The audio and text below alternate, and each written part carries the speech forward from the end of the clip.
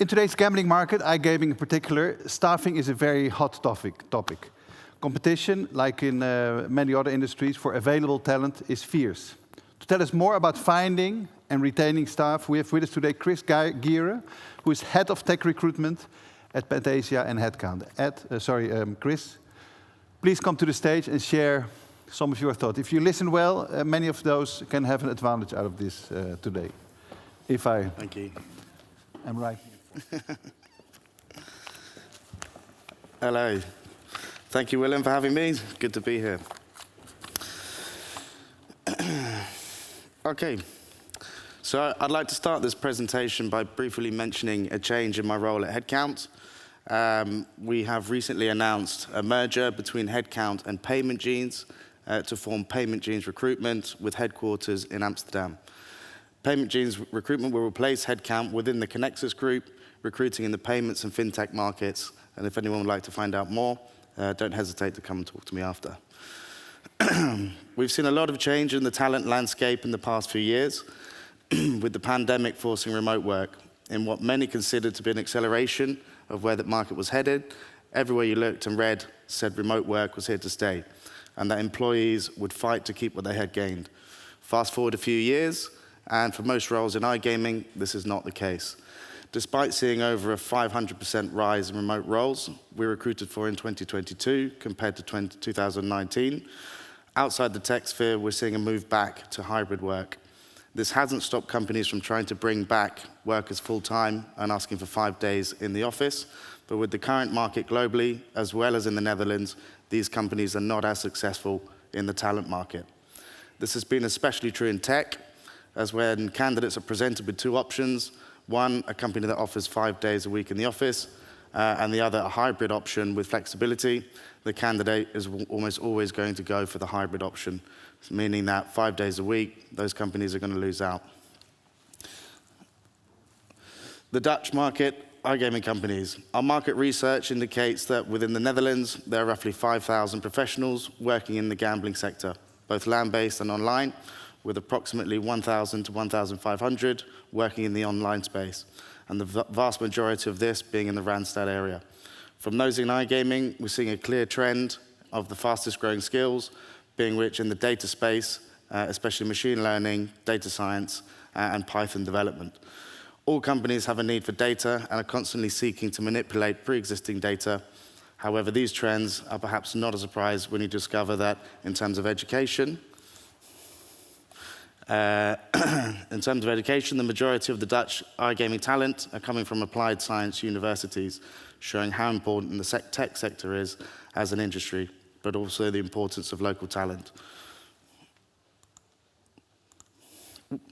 Hiring abroad. In the past, we used to see more workers being hired from abroad, as this was the case throughout Europe. Being able to sell the location can be necessary, and this is particularly effective when the Netherlands ranks highly on indices such as the OECD Better Life Index and the UN's Human Development Index. These rankings indicate that the country offers a high quality of life, excellent healthcare systems, and salary levels that can generally be comparable to higher levels across Europe. One aspect we've recently noticed in the recruitment process is that we often encounter situations where the candidate is enthusiastic about accepting the role, but their spouse or family do not share the same desire to relocate. This can be due to various reasons, such as housing shortage, specifically in cities like Amsterdam, or the profound impact of the pandemic, which has made people value their connections with family and social circles even more. Mitigating the risks of investing time and effort into a candidate who may ultimately decline due to family concerns is crucial, and something companies need to be actively engaged in if they do want to hire from outside the Netherlands. Why America is inflating European salaries. Even though there's encouragement from the government in terms of foreign workers receiving 30% tax breaks for 5 years if they're considered highly skilled, there is almost no competition for remote workers from historic remote locations such as Eastern Europe. Not only is the talent there receiving wages nearly comparable already, but they're being headhunted by American companies or America's top companies who are finding talent comparable to those in America, but for half the price. seeing their hiring activity inflate all markets across Europe, especially affecting remote workers. And it makes sense. Why would a candidate relocate and uproot their family and support systems when they can stay in the country of origin, be paid nearly an American wage, and live in a country that has potentially lower cost of living? The Dutch employment landscape. The Netherlands has been experiencing steady growth, resulting in a tightly constrained job market with low unemployment rates. However, certain factors are starting to reshape this landscape. Rising energy costs, a slight increase in unemployment, a high inflation rate are causing the shifts in the economy. The Employee Insurance Agency, UWV, reported that by mid-2022, there were 60,000 jobs available in and around Amsterdam, 3 times the number from 2016. Despite this growth, the UWV estimates that there are only 25,000 potential employees in the Amsterdam area, leaving a significant gap of 35,000 unfilled positions. In addition to this, the Central Bureau of Statistics revealed that for every 100 job seekers, there are 133 jobs available. In light of this tight labour market, recent layoffs, both in various sectors and even in gaming, might not be as severe as initially anticipated. The need to retain employees becomes paramount due to the scarcity of available talent. As usual though, specialists at the top of their field are always in demand, and even more so now. For generalists, there's always an aspect of supply and demand. The situation has resulted in sustained high salaries. We're noticing that a majority of employers feel compelled to offer higher salaries due to new hires with comparable experience to their existing employees. This salary discrepancy poses a challenge for employers and creates imbalance within the organisation, which could cause existing staff members to look elsewhere, where they'd likely receive a higher wage. We're also noticing a rise in counter-offers as employees leverage their value in the job market. It is more cost-effective for a company to offer a higher salary than to lose that person, go through an entire recruitment process with a potential recruitment fee, potentially pay more for this new candidate, and have the person take time to get settled into the role and get up and running with training. We're seeing hiring managers express apprehension about their ability to find qualified staff they need, often wanting to offer salaries that are a few years out of date. Mid-level salaries, especially in tech, would get you a junior staff member today, and getting this across to employers can be difficult. Effective hiring processes. Gone are the days of a 5-round interview. Efficiency in the hiring process has become a key factor when achieving success in attracting the top talent. Gone are the days of the 5-round interview, especially from a tech side. Companies that have a streamlined and quick process, often limited to a maximum of 3 interviews, are finding themselves more successful in securing the right candidates. Clear communication plays a vital role in this regard.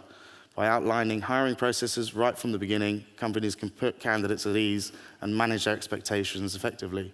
When candidates have a clear understanding of the process and what it entails, they feel more confident and informed throughout each stage.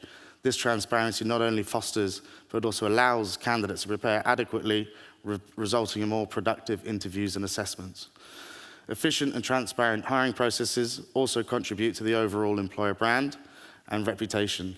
Candidates who have a positive experience are more likely to speak highly of the organisation, even if they're not ultimately offered the position, with positive word of mouth, potentially attracting future candidates.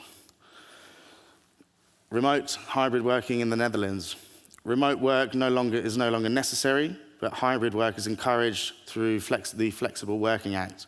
The Dutch government believes that fully remote working is no longer necessary after the pandemic, but it has encouraged employers to make agreements with employees for hybrid work. Working from home is not a legal right, but the Flexible Working Act does mean employees may submit a written request to work from home. And there must be good reason for refusing such requests, such as the work not being able to be done elsewhere. Employers must have a minimum of 10 employees. The employee must have been employed for a minimum of 6 months, and the employee must submit a written request no later than 2 months before the desired start date. Working from home allowances. Employees also have an allowance for working from home for extra costs such as heating and electricity. These can be reimbursed tax-free with a working from home allowance of €2.15 per day. Also note, working from home and travel allowance cannot be given on the same day, as a set amount of days can be mutually decided by employee and employer to prevent having to track these days. Employers also have duty of care to their employees and must reimburse or lend them resources for their work at home, which can be untaxed for companies.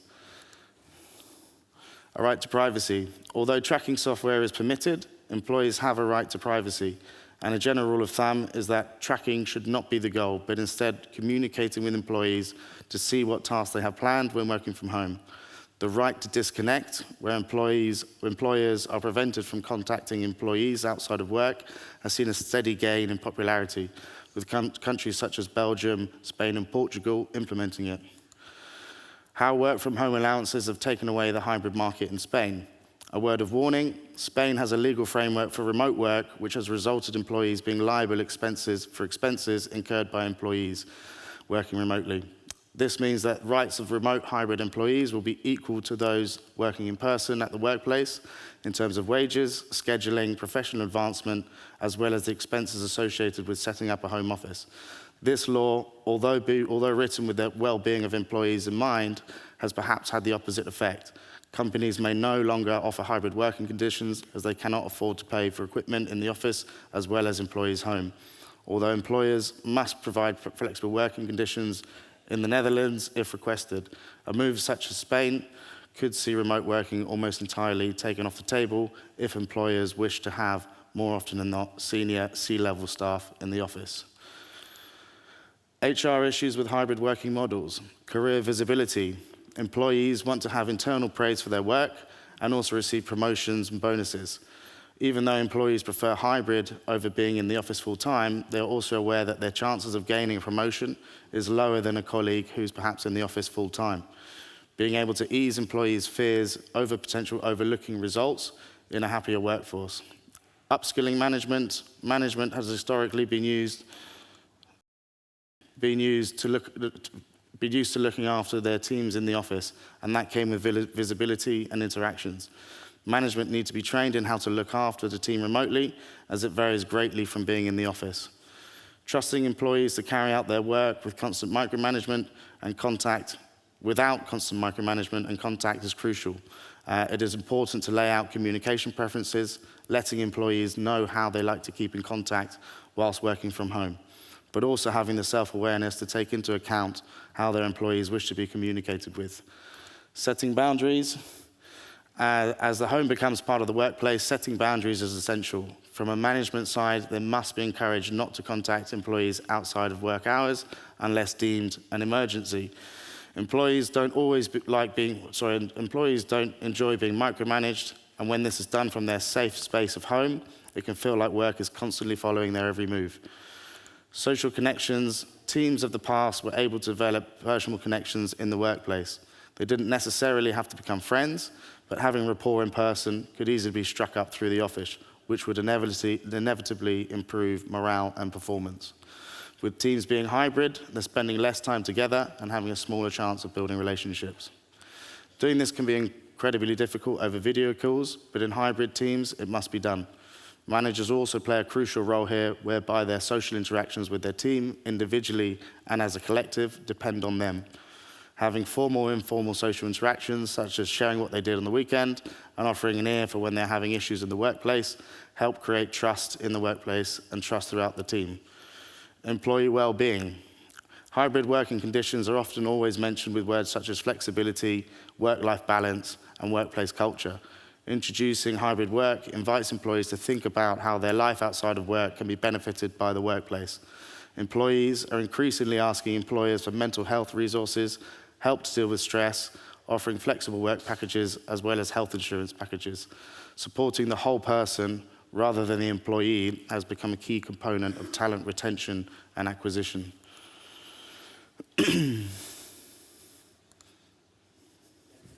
Chris, thank you very much. Thank you.